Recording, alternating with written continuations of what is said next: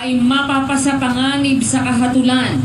At ang sino mang magsabi sa kanyang kapatid, Raka, ay mapapasapanganib sa Sanhedrin.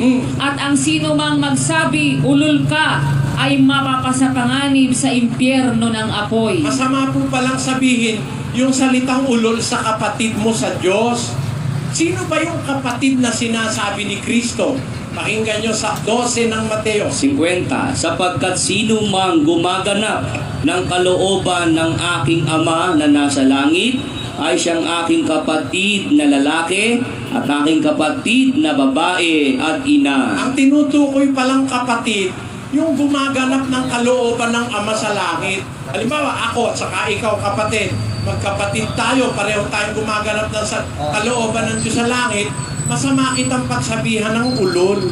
Pero halimbawa, isang ministro na ginigiba yung tape ko, pinagpuputol-putol, tapos pinalilitaw, masama, kasinungalingan, ulol yun, kapatid.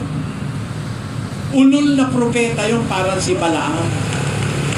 Ngayon, alam mo kapatid, ang masama, ganito. Ang masama, tinatarantado na ng ministro ni Manalo ako. Sasabihin ko pa sa kanila, uy, ang babait ng mga ministro ni Manalo, ang babait, mga kagalang-galang. Yun ang sasabihin ko, tinatarantado na nga yung tape ko, pinagpuputol-putol para ako pasamain. Pupurihin ko pa, pakinggan mo ang sabi ng Diyos sa Kawikaan. Siyang nagsasabi sa masama, ikaw ay matuwid, susumpain siya ng mga bayan. Kita nyo, masama pala yung masama na ginagawa. Sasabihan mo pang matuwid siya, susumpain ka. Kasumpa-sumpa sa harap ng Diyos, yung masama, sasabihin mong matuwid. At yung matuwid, sasabihin mong masama. 5:20 ni Isaias. Pakinggan nyo nakasulat. Basa. Sa aba nila na nagsisitawag ng mabuti ay masama at ng masama ay mabuti, na inaaring dilim ang liwanag at liwanag ang dilim, na inaaring mapait ang matamis at matamis ang mapait. Ayan. Yun pala ang masama eh.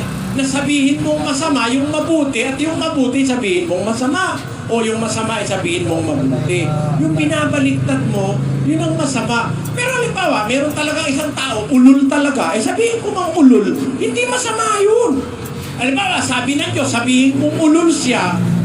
Eh sabihin ng Diyos, walang hiya siya. Eh ayoko naman magsalita ng masakit. Hindi ko nasasabihin, hindi ako sa Diyos.